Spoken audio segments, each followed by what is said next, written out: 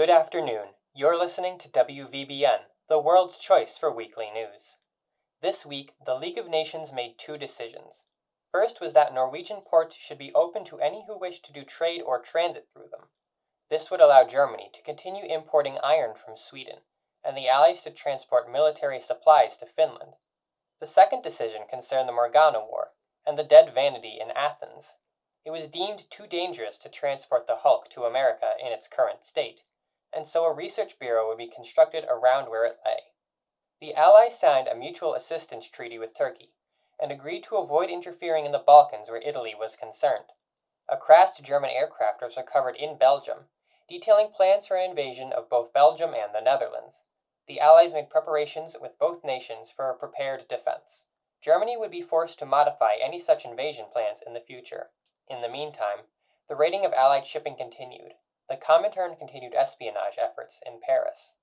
The Italian government continued their propaganda war with the Morganas, this time by agents of despair, who proposed that the Italian people cooperate with her in exchange for protection against Vanity.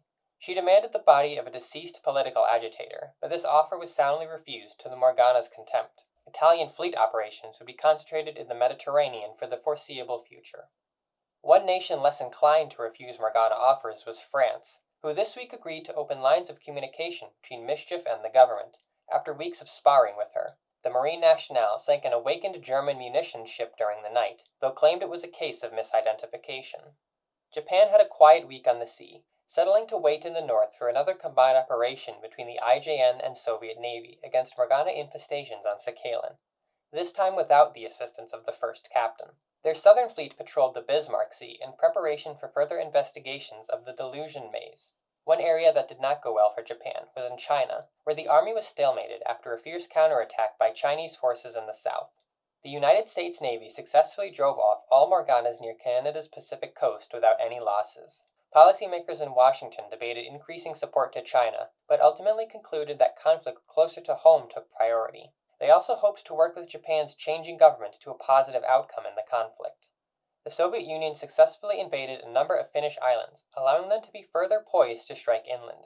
Elsewhere in the Baltic, the fleet, along with the Finnish Bell, drove off numerous Morgana fleets, though suffered the loss of a submarine and destroyer. Any Morgana salvage was intentionally destroyed.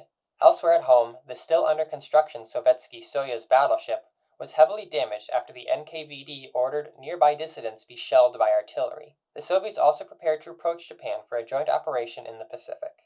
The Royal Navy began their campaign against a large Morgana fleet in the North Sea, nicknamed the Q. Fighting was intense, and 2 destroyers were sunk, with half a dozen ships suffering additional damage. In the end, the Royal Navy emerged victorious and claimed the spoils of the battle. In the Indian Ocean, research efforts into countering a so-called invisible Morgana fleet continued. Finally, Britain too suffered the first loss of a bell to human combatants, when the submarine Starfish was sunk by a German destroyer in broad daylight while flying INPF colors. A League investigation was called by Britain. The Kriegsmarine continued various missions in the Baltic, but did not have any notable actions against the Morgana. The government applauded the Soviets for fighting against the Morgana threat and any who would join them, including many accused collaborators in Eastern Europe. The proclamation was not taken kindly by Finland's Bell. Being both a victim of and perpetrator of an attack on a bell has put Germany in an uncomfortable position internationally. That's all for this week. Join us again at WVBN as we bring you the latest news from around the world.